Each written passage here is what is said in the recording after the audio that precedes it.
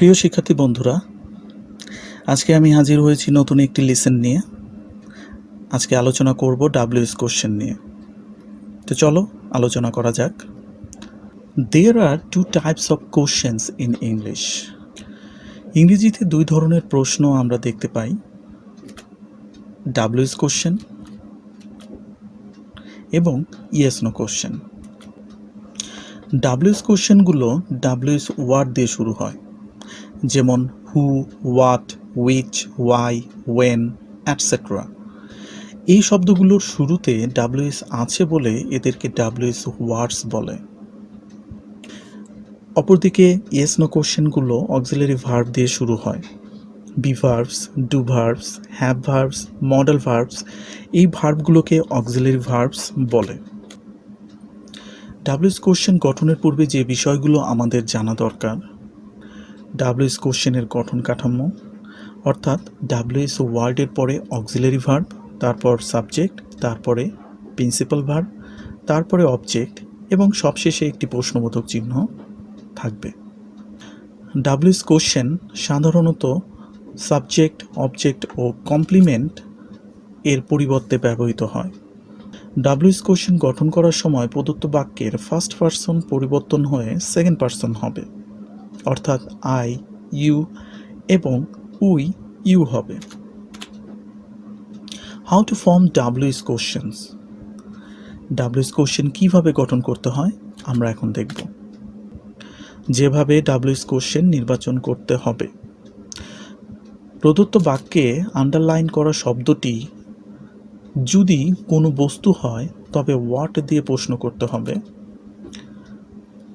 যদি কোনো ব্যক্তি হয় তবে হু দিয়ে প্রশ্ন করতে হবে, যদি কোনো স্থান বোঝায় তবে হোয়ার দিয়ে প্রশ্ন করতে হবে, যদি কোনো সময় বোঝায় তবে হোয়েন দিয়ে প্রশ্ন করতে হবে, যদি কোনো কারণ বোঝায় তবে হোয়াই দিয়ে প্রশ্ন করতে হবে এবং যদি কেমন, কিভাবে বোঝায় তবে হাউ দিয়ে প্রশ্ন করতে হবে। আমরা এখন ডাব্লিউএস কোশ্চেন সম্পর্কে বিস্তারিত জানব। প্রথমেই আমরা জানব হোয়াট এর ব্যবহার। হোয়াট এর অর্থ কি? হোয়াট সাধারণত সাবজেক্ট ও অবজেক্টের পরিবর্তে ব্যবহৃত হয়। এক্সাম্পলে আমরা দেখি, the news makes him laugh. What makes him laugh? The news. What used as subject. What এখানে সাবজেক্ট হিসাবে বসেছে। আমরা আরেকটি এক্সাম্পল দেখি, the man bought a shirt. এখানে আ শার্ট অবজেক্ট, সুতরাং শার্টকে যদি আমরা প্রশ্ন করি তাহলে আমরা দেখব what did the man buy. What এখানে অবজেক্ট হিসাবে বসেছে। হুইচ এর ব্যবহার। হুইচ এর অর্থ কোনটি? হুইচ সাধারণত সাবজেক্ট ও অবজেক্টের পরিবর্তে ব্যবহৃত হয়। Examples, this book is interesting. This book এখানে সাবজেক্ট। আমরা যদি হুইচ দিয়ে প্রশ্ন করি তবে আমাদের প্রশ্নটি হবে which book is interesting. Which এখানে কিন্তু সাবজেক্ট হিসাবে বসেছে। Next example, I like the blue pen. The blue pen এখানে অবজেক্ট। আমরা যদি এই অংশটিকে প্রশ্ন করি তাহলে আমাদের প্রশ্নটি হবে which pen do you like. Which used as object. Which এখানে অবজেক্ট হিসাবে ব্যবহৃত হয়েছে। আমরা এখন দেখব হু এর ব্যবহার। হু এর অর্থ কে। হু সাধারণত ব্যক্তিবাচক সাবজেক্টের পরিবর্তে বসে। হু এর পরে ডু, ডাজ, ডিড বসে না। Examples, the man has done the work. এখানে দ্য ম্যান এটি একটি ব্যক্তিবাচক সাবজেক্ট। আমরা যদি এই অংশটিকে প্রশ্ন করি তাহলে আমাদের প্রশ্নটি হবে who has done the work. এখানে হু সাবজেক্ট হিসাবে বসেছে। ইউজেস অফ হুম। হুম এর অর্থ কাকে। হুম সাধারণত ব্যক্তিবাচক অবজেক্টের পরিবর্তে বসে। Examples, I met Asad. Asad এখানে একটি ব্যক্তিবাচক অবজেক্ট, সুতরাং আমরা যদি প্রশ্ন গঠন করি তখন আমাদের প্রশ্নটি হুম দিয়ে করতে হবে। হুম ডিড ইউ মিট, এখানে ডিড হয়েছে কারণ আই মেট আসাদ এই বাক্যটি পাস্ট টেন্সে আছে।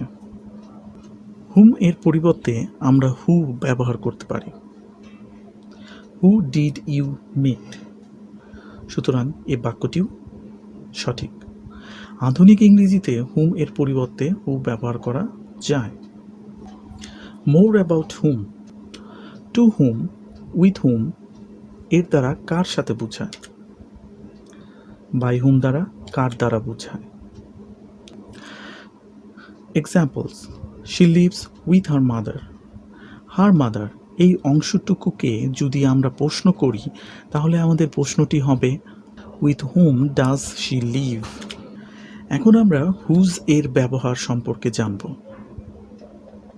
হুজ এর অর্থ কার। হুজ সাধারণত পসেসিভ সাবজেক্ট ও অবজেক্টের পরিবর্তে বসে। আমরা কিছু এক্সাম্পল দেখি। Rahim's brother is a doctor. Whose brother is a doctor. Whose used as subject, whose এখানে ডাব্লিউএস কোশ্চেনের সাবজেক্ট হিসাবে বসেছে। দ্বিতীয় উদাহরণটিতে আমরা দেখতে পাচ্ছি দিস বুকস আর মাইন। এখানে মাইনকে যদি আমরা প্রশ্ন করি তাহলে আমাদের প্রশ্নটি হবে whose books are this. Whose used as object, এখানে হুজ কিন্তু অবজেক্ট হিসাবে বসেছে। মোর অ্যাবাউট পসেসিভ, আমরা পসেসিভের দুই ধরনের গঠন দেখতে পাই। Possessive form of noun, possessive form of pronoun. Rahim's, Asad, Mitu's, father's etcetera এগুলো হচ্ছে নাউনের পসেসিভ ফর্ম।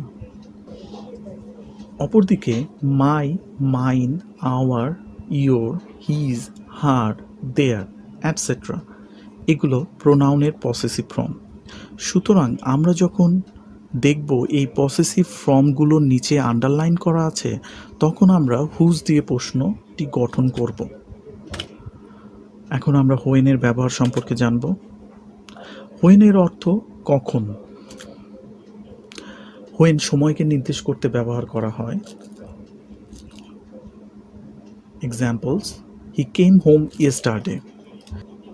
ইয়েস্টারডে সময়কে নির্দেশ করছে। সুতরাং আমাদের প্রশ্নটি হবে when did he come home.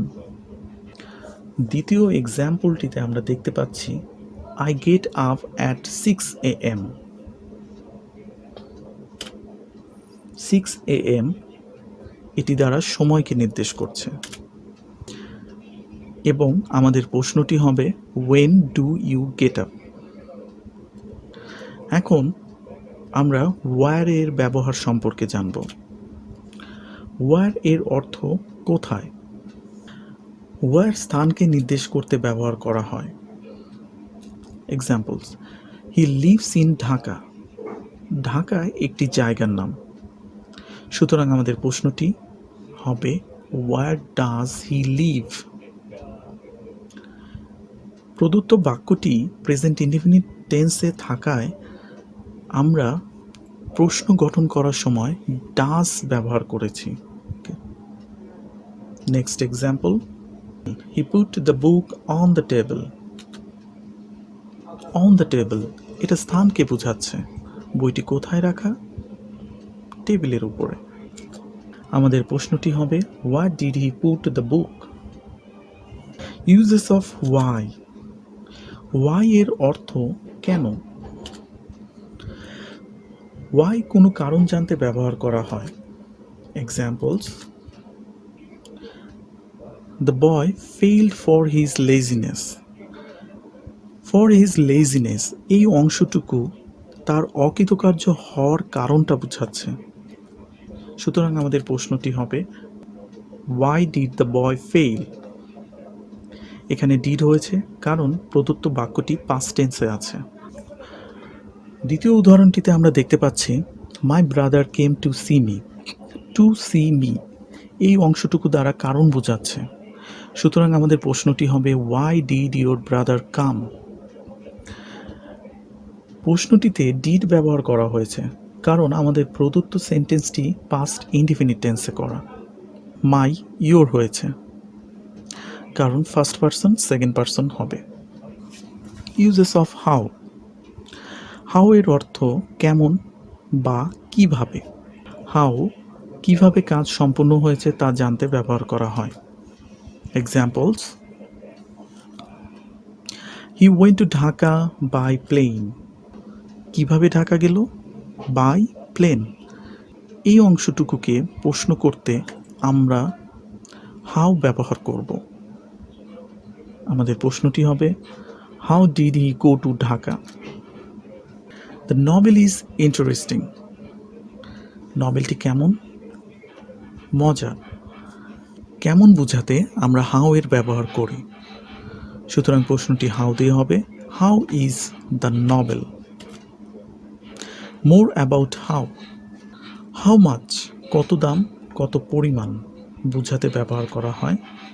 How many কত সংখ্যক বোঝায়, সুতরাং এক কথায় বলতে গেলে হাউ মাচ, হাউ ম্যানি পরিমাণ বোঝাতে ব্যবহৃত হয়। Examples: he sold the pen at 10 টাকা। 10 টাকা এটি দ্বারা দাম বোঝাচ্ছে, সুতরাং আমাদের প্রশ্নটি হাউ মাচ দিয়ে শুরু করতে হবে। How much did he sell the pen? Next example: he bought 10 pens. 10 এই শব্দটি দ্বারা সংখ্যা বোঝাচ্ছে, সুতরাং আমাদের প্রশ্নটিকে হাউ ম্যানি দিয়ে শুরু করতে হবে। How many pens did he buy? How long কত সময় বোঝাতে। হাউ অফেন কতবার বোঝাতে ব্যবহার করা হয়। Examples: our school is open from 9 AM to 4 PM। From 9 AM to 4 PM এই অংশটি দ্বারা সময় বোঝাচ্ছে, সুতরাং আমাদের প্রশ্নটি হবে হাউ লং দিয়ে। How long is your school open? Next example: Mitu writes to her father every week. Every week এই অংশটিকে প্রশ্ন করতে আমরা হাউ অফেন ব্যবহার করব। How often does Mitu write to her father? How old কত বয়স, হাউ ডিপ কত গভীর বোঝাতে ব্যবহার করা হয়। Examples: the man was 45। 45 এই অংশটি দ্বারা বয়স বোঝাচ্ছে, আমাদের প্রশ্নটি হবে how old was the man? Number 2, the pond was 10 feet deep. কত গভীর? 10 feet। সুতরাং এই অংশটুকুকে প্রশ্ন করতে আমরা হাউ ডিপ ব্যবহার করতে পারি। How deep was the pond? প্রিয় শিক্ষার্থী বন্ধুরা, আমাদের আলোচনা আজ এতটুকু। পরবর্তীতে কোন নতুন একটি লিসন নিয়ে আমি তোমাদের সামনে হাজির হব এবং আশা করব যে তোমরা বাসায় তোমাদেরকে যে WS কোশ্চেনের শিটটি দেওয়া হয়েছে সেটির সঙ্গে এই নিয়মগুলো মিলিয়ে তোমরা বেশি বেশি করে অনুশীলন করবে। আশা করি তোমরা ভালো করতে পারবে। তোমরা ভালো থাকো, সুস্থ থাকো, আবার দেখা হবে। Thank you.